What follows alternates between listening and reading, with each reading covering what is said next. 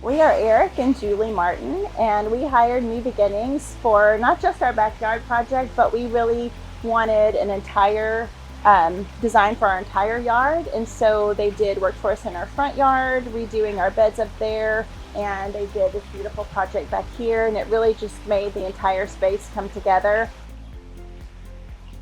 Yeah, so the way we heard about New Beginnings is we had done extensive research to find somebody that did 3D design and somebody who was also a contractor. So we had a tough time finding somebody like that. We found somebody in the Northwest, and Julie said, somebody from the Northwest doesn't know our property in Tennessee. We need to find somebody local. And so with New Beginnings and McKinsey doing 3D design, and they were the contractor also, it was a perfect fit. Because of that is the reason we called New Beginnings. When we were determining the design, we had the first consultation with McKinsey. McKinsey came out, she took notes, and then went back and produced a design, and it really turned out exactly what we were looking for. So we were extremely pleased with the way she listened, she interpreted, she understood what we were going to use the space for, and it turned out perfect.